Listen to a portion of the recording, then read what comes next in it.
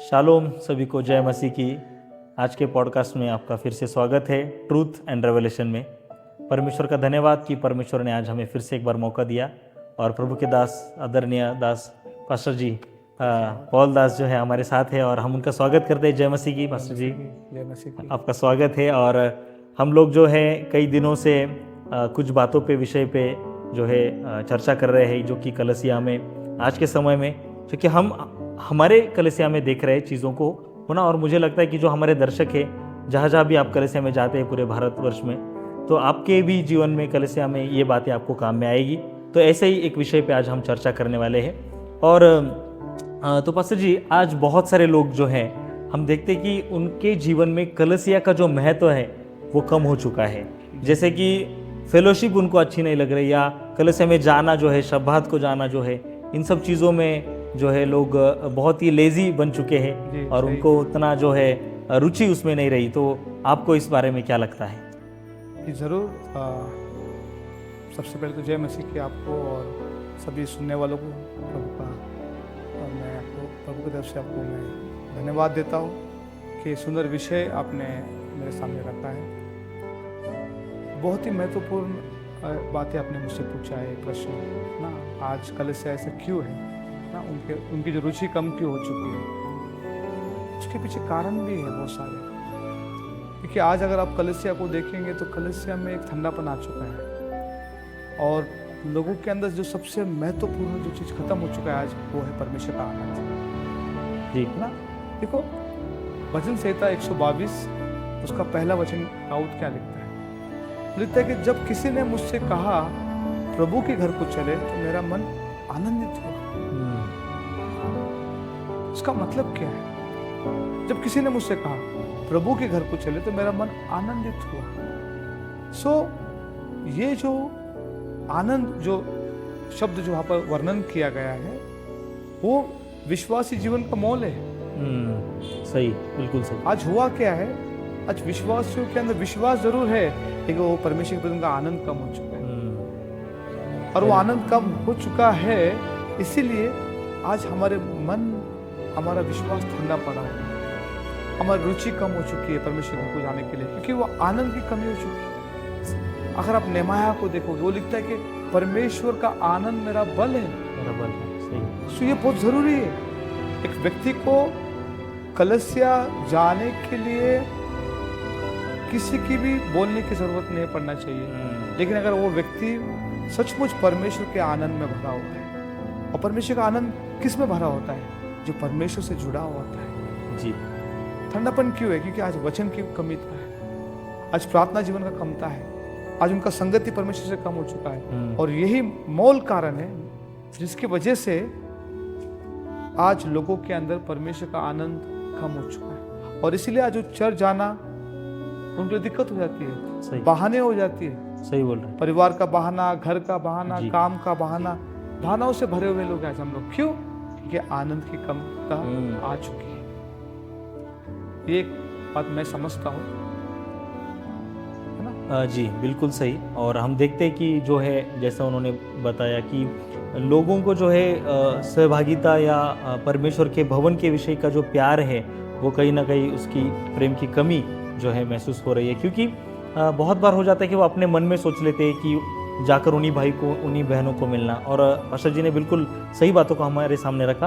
और इसमें मतलब बीते सालों में जो बातें हुई, जो कि लॉकडाउन के टाइम से, तो फिर एक ऑनलाइन का एक जो है ट्रेंड शुरू हो गया, जो कि उस समय की ज़रूरत थी, लेकिन वो अभी लोगों के लिए कंफर्ट जोन बन चुका है। कई सारे लोग जो है वो कलीसिया पास में होते हुए भी जो है वो ऑनलाइन ही देखना या घर पे बैठना पसंद करते। तो इसके विषय में आपको क्या लगता है? जरूर, ये आज कलीसिया में एक दिमक लगे जैसा हो गया है।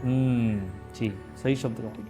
क्योंकि दिमक लग गया है, लोगों के विश्वास में दिमक लग गया है, हमारे चाल चलन में दिमक लग गया है, और प्रभु के प्रति जो चाहत होना चाहिए उसमें दिमक लग चुका है। जी।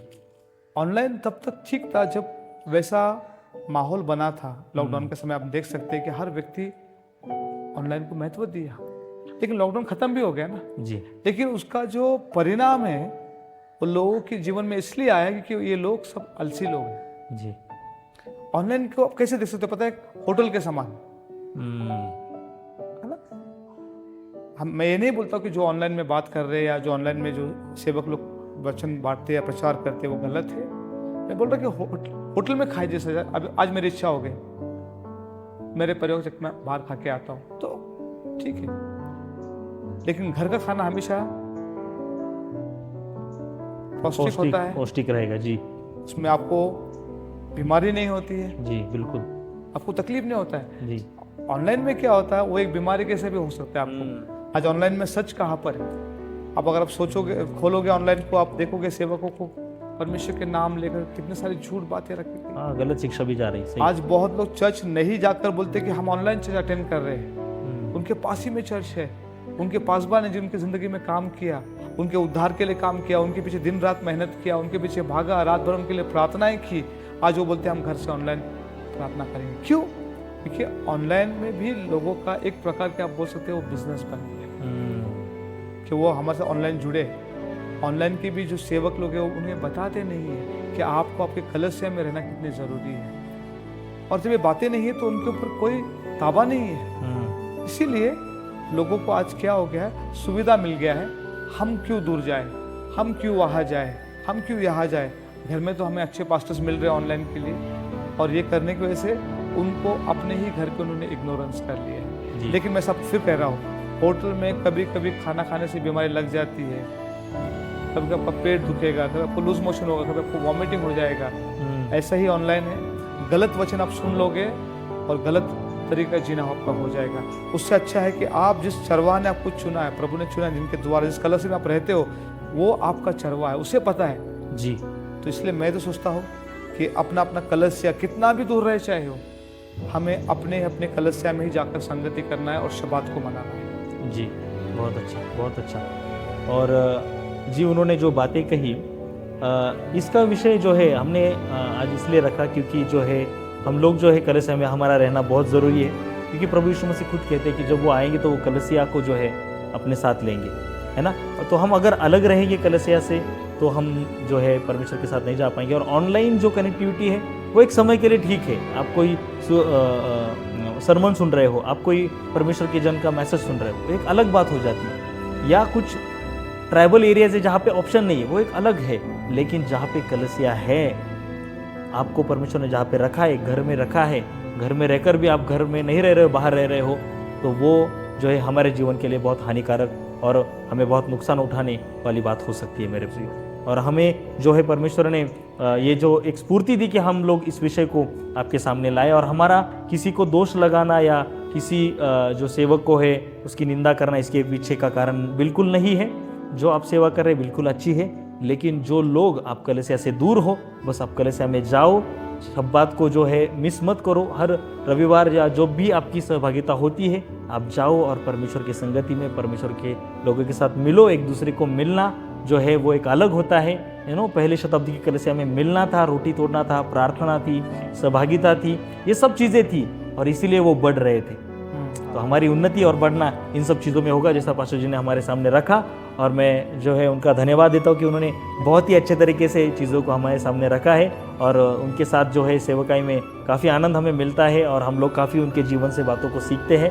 और मैं आशा करता हूँ कि आप लोग भी इन बातों से आशीषित हुए हैं, और ज़रूर इस पॉडकास्ट को जो है आप सुनना, शेयर करना, और आने वाले दिनों में जो है हम और भी अच्छे सीरीज़ को, अच्छी बातों को आपके सामने लाएंगे। सो जुड़े रहना, बने रहना। प्रभु आपको आशीषित करे। ट्रूथ एंड रेवलेशन में फिर से मिलते हैं। जय मसीह की। जय मसीह।